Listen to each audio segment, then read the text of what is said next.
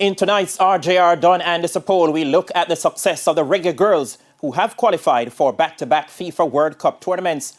Of the over 1,100 persons who took part, the majority are giving credit to the players for showing the commitment needed to succeed.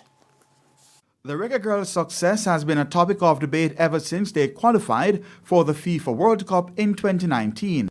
Little credit has been given to the JFF administration, who can now boast of qualifying 2 teams to the global tournament.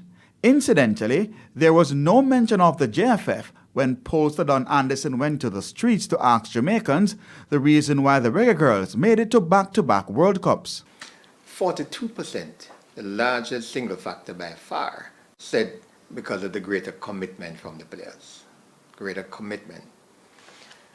12%, the next in line, said there was greater coordination amongst the players. Coordination. 10% said they're more of a team. And 10% said they play with more purpose.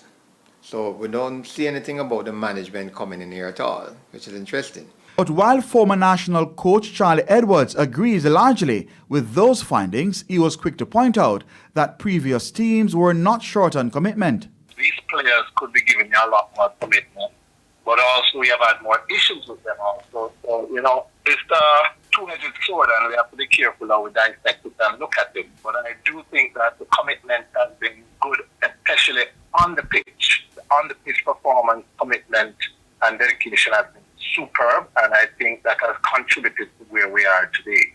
So no credit for the JFF, but 5% paid homage to Ambassador Sidela Mali. And I think what they're saying is that the management doesn't have anything to do. When I say the management, the leadership of the football program doesn't have anything to do with the success of the girls. It's a lot about themselves, what they're put in there, the fact that they're a closer knit group, and that they have, one of the reasons they said is that they have a mentor in Sidela Marley.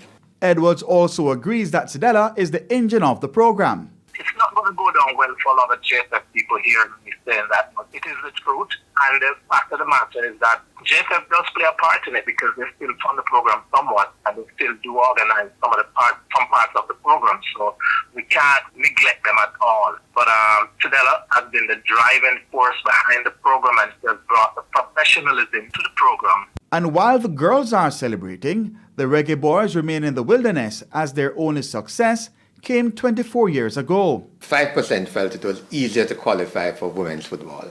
It's what the people said. That's a no-brainer for Edwards, who believes the percentage could have been greater. I've always said that if the JFF put a little bit more in the women's program, would have qualified much easier, because the route to qualifying for the women are always easier than the men, because remember, the CONCACAF zone is the dominant zone and there are more places, for us to qualify too. The FIFA Women's World Cup will be hosted by Australia and New Zealand from July 20 to August 20, 2023.